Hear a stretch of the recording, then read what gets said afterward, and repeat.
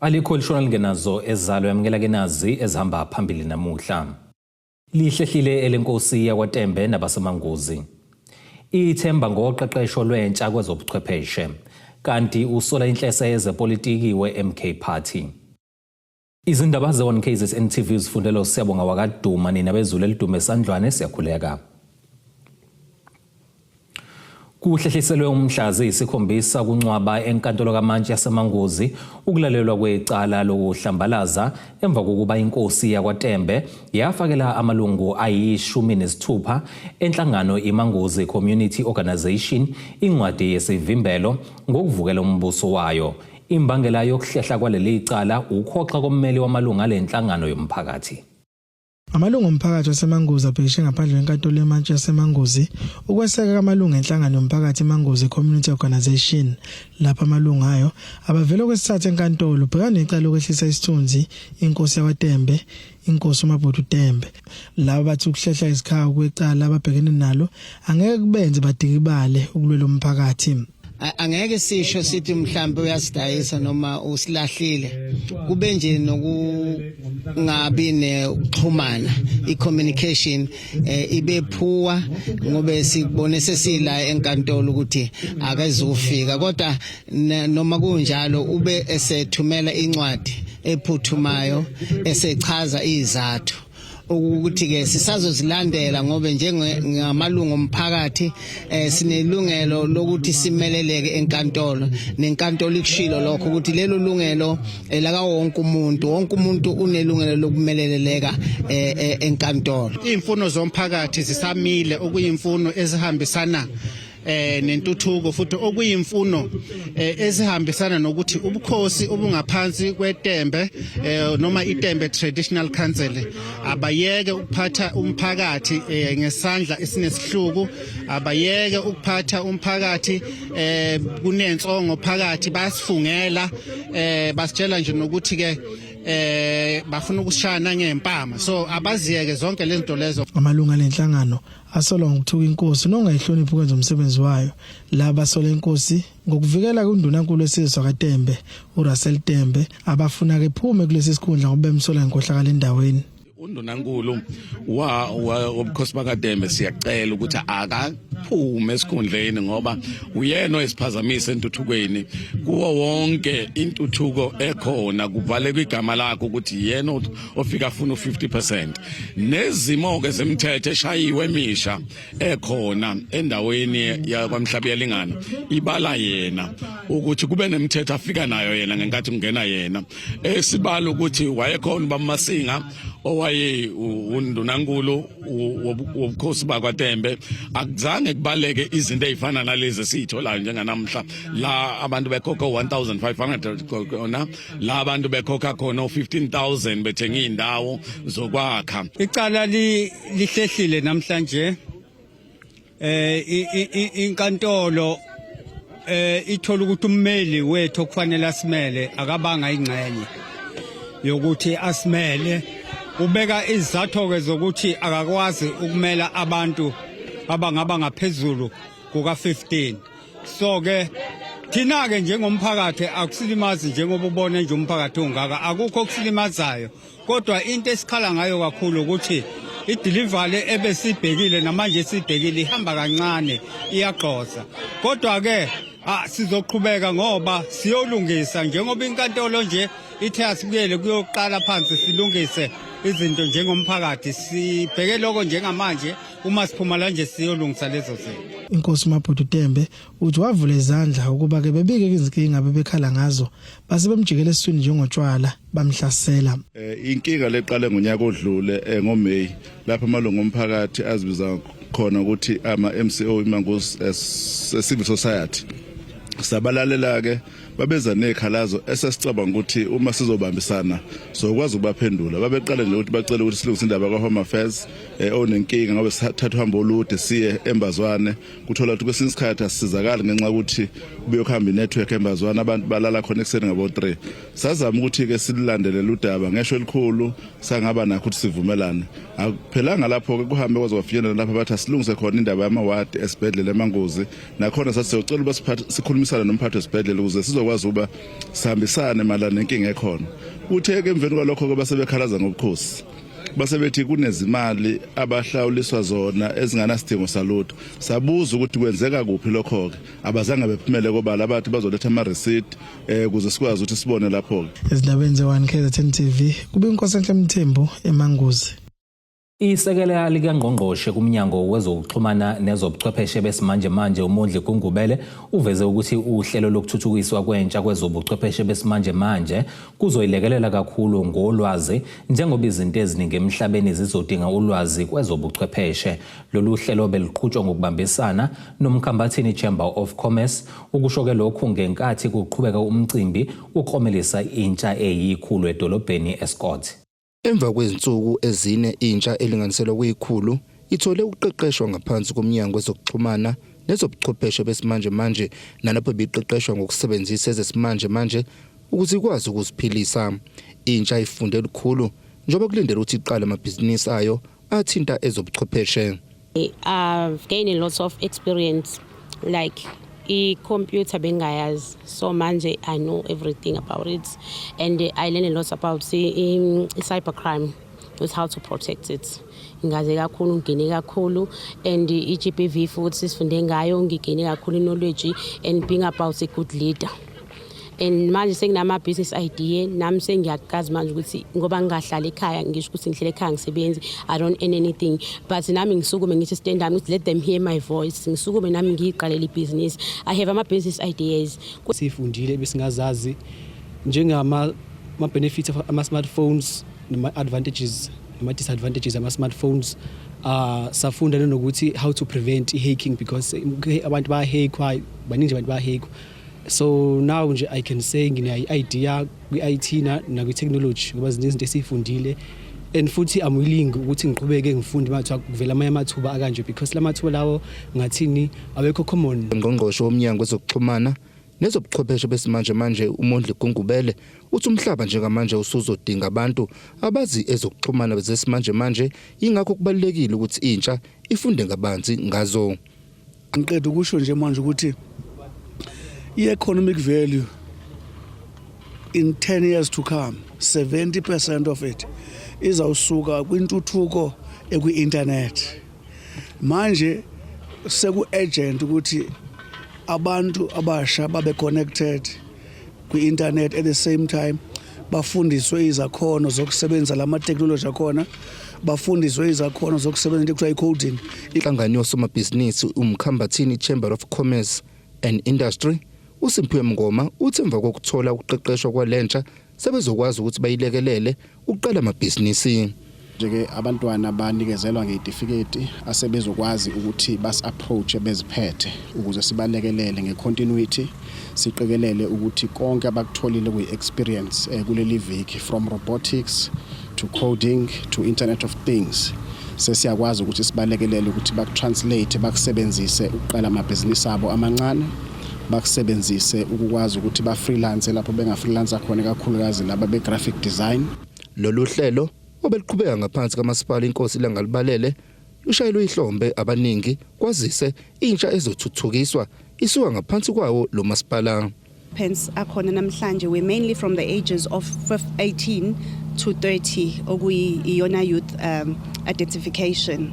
Sibeke sesi ela abantwana i-training was mainly on digital skills and digital innovation. Izindabeni ze1 KZN TV bikuthi abantu maphumulo eScott.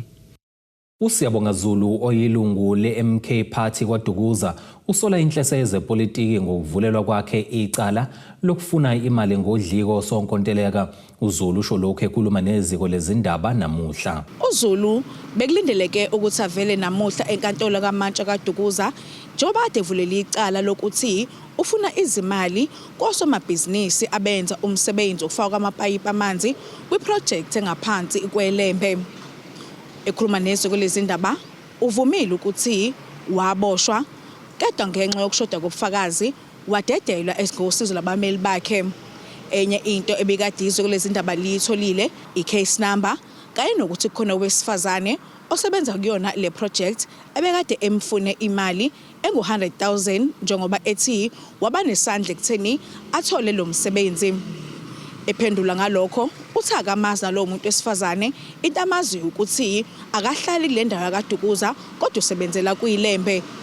Uthi yena akwaziyo icala livuleliwe ngowesilisa bekade emkoleta imali. Kunomuntu ongweneta imali, lo muntu uthola umsebenzi la athole khona umsebenzi, la ngibizele khona ukuthi sifuna sizoxoxa, la angitshela khona ukuthi before umhla ka-30 wathi ngomhla ka-30 ngo-3 o'clock afternoon imali yami zokuze ngiyitholile. Ungikwenta imali engahlanganise lutho namathenda, ngamboleka igenerator kwendlela yami ayithathayo, ngazama ukuthi ngifone usheriff nginamaphepha noma ufuna ukuprendela osheriff ba-attach into zakhe because wengasafuni ukukhokha. Eqhubeka echaza uthi ukuboshwa kwakhe ngokwakhe kunenhleso yezepolitiki njengoba kubhekwe okhethweni lohulumeni basekhaya kukhona umbango okhona kaWard 2 othinta iANC, iMK Party kanjani neIndependent Alliance. Iziko lezindaba lizamile ukuxhumana naye lo wesifazane ongowakaGumede into ayivezile uveze ukuthi usengaphakathi enkantolo usazama ukuthola ukuthi uzuludedele kanjani ngoba kunolwazi olungahlangani ezintweni ezivezwayo ekubeni bekade evulele icala lokuthi wamfuna imali emtshela ukuthi ulambile. Okunye aqinisekisile ukuthi yebo lavulwa icala kodwa kagenqiswanga izithupha kanti neziko lezindaba litholile icase number. Ngudebogo Sibisi wezindaba ze1KZN TV ku channel 261 ngikwaDukuza. Ake sihlabana nale ikhefu sihlangabeze nezinye futhi izindaba masibuya.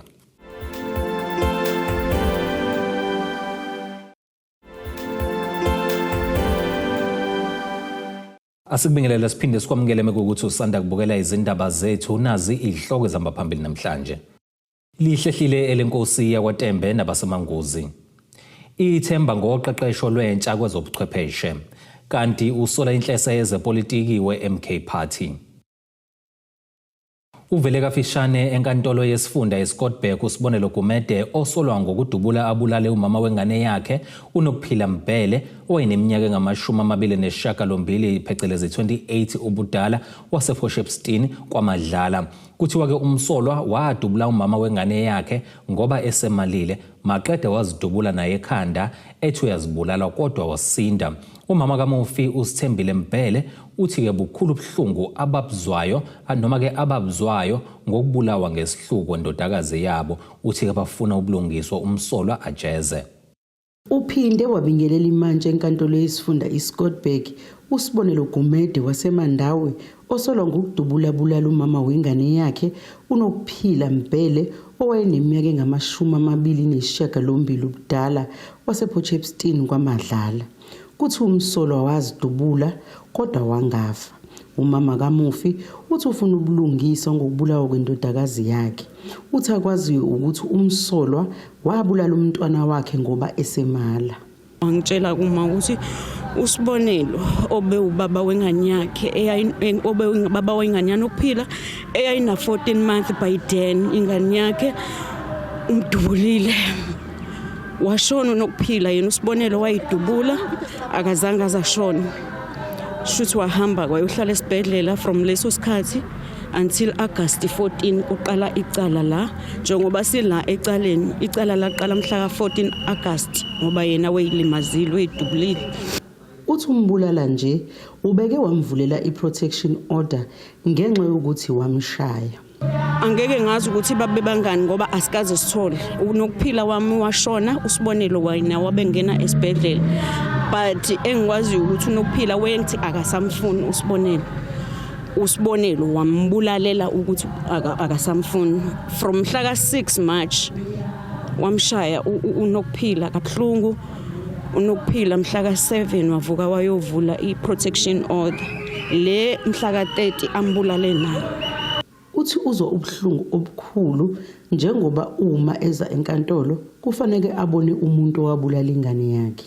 Ubuhlungu okukhulu kakhulu sisi. Sihamba kaBhlungu sisuka from eShepstone siza la akumnandanga and akumnandi ukubona umuntu owalimaza ingane yakho uzobhekana naye. Kuba kuhlungu kakhulu kulezi insuku ekufanele ngisuke ngize ngayo ngizobona usibonelo la enkantolo ujustice esiyifunayo nokuphila washiya ingane zakhe ezu3.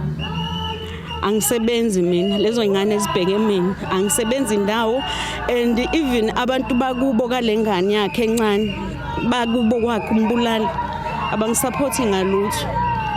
Ingane wayishiya unokuphila isadla ibhodlela kuyimanje igqoka ama-pampers, yonke leyo nto ibheke mina. Unobhala we-Women's Brigade kwiqembu le-MK Party kwisifunda ugu abebezokweseka umndeni uthi bazokhuza umhlolo ngokubulawa kwabantu besifazane. Sizokhuza ke lo mhlolo kokuqala nje siwomama ngoba indaba yokuthi sizala abantwana bethu bese bathola ukuhlukumezeka ngendlela abahlukumezeka ngayo baze bagcine sebehamba emhlabeni. Izinto lezo kufanele sisukumele kakhulu nomama. Mhlambe nje nokunye nama programs yokuthi sike sikhulume nezingane zethu ngendlela yokuyikhulisa. Kodwa nakho futhi ongafuni thina sodwa sowomama. Okufuna nomphakathi ngoba nengane yomfana kuyadinga nazo izingane ukuthi zike zikhuliswe ngendlela zifundiswe ukuthi umuntu wesifazane uphathwa kanjani. Icala lihlehlela umhlazi 17 kwephezulu. Lo mbiko beniwethule lo Zamando Sicele wezindaba ze1 KZN TV ngisenkantolo eScottburg. Kwethulwe ngokusemthethweni iLuthuli Peace Walk ebaminyaka yonke kwaDukuza ngenhloso yokukhumbula nokuhlonipha inkosi uAlbert Luthuli owayengumholi weANC. Lokhu kwenzeke ngesikhathi kunesithangamisa bezindaba endaweni uLuthuli okuthiwa wabulawela kuyona ngonyaka u1967.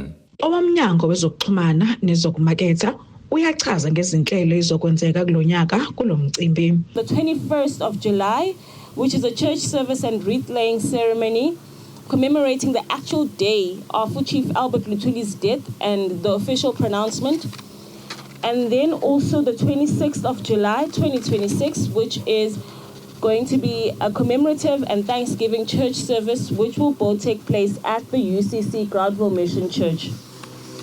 In regards to participation, on terms of your race packs, participants will be provided with information in terms of when to collect their race packs, and the Luthuli Museum on those days will be open from 9 to 8 o'clock in the evening to assist with race pack collections. Oyilungu lomndeni ucele ukuthi kube noshintsho ekubekutheni indawo obekubanjelwe kuyisithangamisa bezindaba ingabe sabizwe ngendawo yesigameko ngoba selavela iqiniso lokuthi uLuthuli akashayiswanga isitimela kepha wabulawa. Kuhle kulungiswe indaba yokubiza le ndawo le esimi kuyo njenge accident site.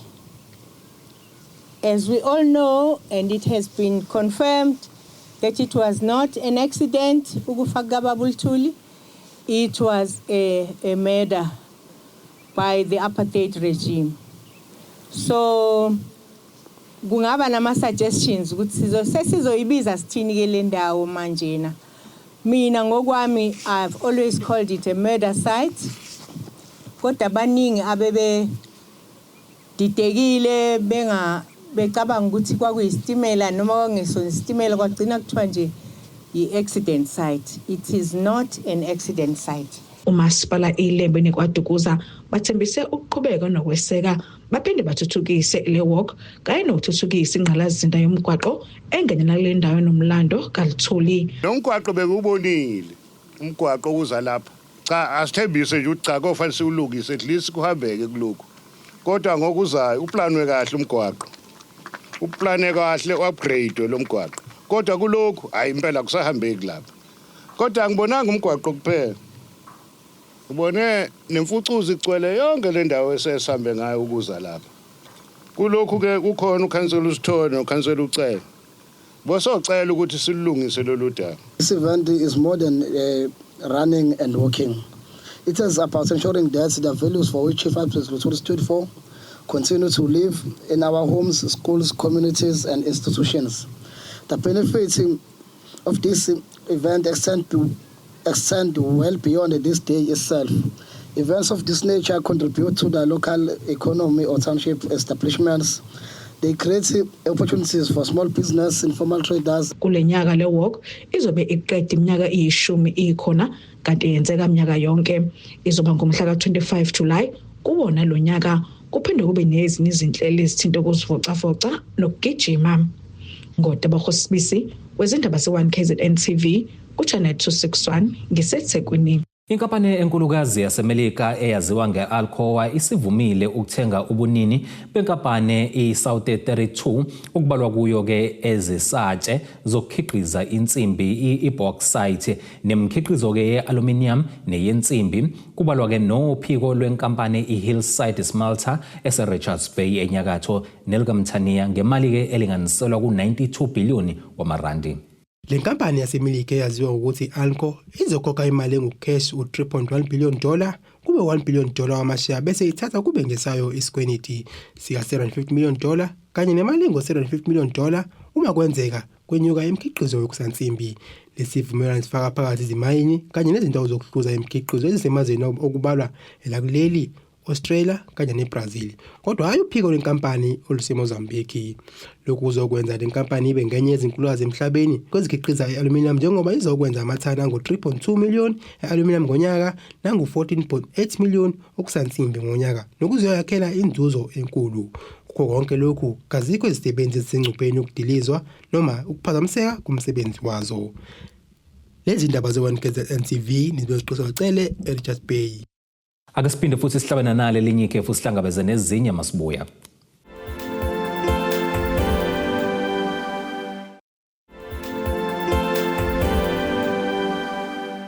Ake siphinde sikubingelele sikwamukele mekukuthi usanda kubukela izindaba zethu yamukela ke nazi izihloko ezihamba phambili namhlanje. Lihlehlile elenkosi yakwaTembe nabasemanguzi. Ithemba ngoqeqesho lwentsha kwezobuchwepheshe kanti usola inhlesa yezepolitiki we-MK Party. Kuleli qophelo singena sijule ngosini ezomnotho. Izimakethe zivalwe irandi liwu-16.19 maliqhathaniswa nedola laseMelika libe ngu-21.66 maliqhathaniswa nopondo waseBrithani liphinde libe u-18.56 maliqhathaniswa ne-euro lase-Europe. Igolide ke lona lingu-$4,166.46 i-ounce kuthwele ongahluziwe ube u-$71.80 umphongolo. Ake singene sijule ngosini ezemidlalo. Nakuba uhambo lweBafana Bafana endebeni yomhlaba luphelele kwi-last 32 kodwa ukapteni uRowan Williams ubona ulwazi abaluthole kulomqhudelwano luzolisiza kakhulu iqembu eminyakeni ezayo. Iqembu lakuleli ke ebeliqala ukufinyelela kweyomkhumula jazz endebeni yomhlaba likhishwe yiCanada ngegoli elilodwa eqandeni ngesonto ebusuku. Williams uthe yize kubhlungu ukuthi ke bahlulekile uqhubekela phambili kulomqhudelwano kodwa kuyabakhuthaza ukuthi ke iningi labadlali beliseqenjini lika Hugo Bruce liseminyakeni ke engu-25 noma ngaphansi. Kubona ke kubalwa ke iziqongqwane zasemumva umbekezeli imbukazi oneminyaka engu-20 noIme Okonu na-22 abaseswini uRelebohile Mofokeng oneminyaka engu-21 uThapelo Maseko ona-22 uAswina Police oneminyaka engu-24 nabanye. Williams ungomunye wabadlali abaneminyaka engaphezulu kwengu-30 eqenjini lesizwe. Ubonakele nekusasa eliqhakazile. Selokhu ke uBruce athatha izintambo ngonyaka u-2021 iBafana Bafana isidlale imqhudelwano emithathu emkhulu ilandelana okuyi-AFCON Cup of Nations ka-2024 lapho ke iqede khona endaweni yesithathu ka-2025 lapho ke liphume khona kwilase 16 nendebe yomhlaba ka-2026. Ake sikubhekelena nasi isimo sezulu esingalindeleka.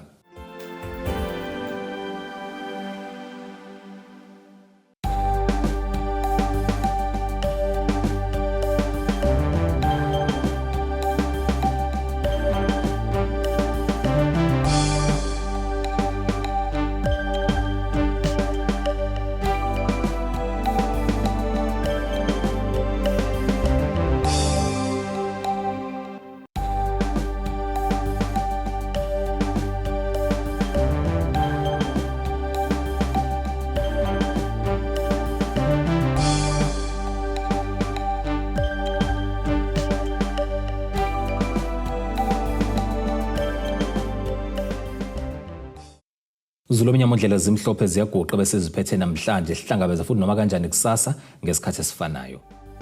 Abethuli bethu bezindaba baxhaswe iThuli's Bayview Bridal. Ungabashayela kulezi zinombolo ezivelile.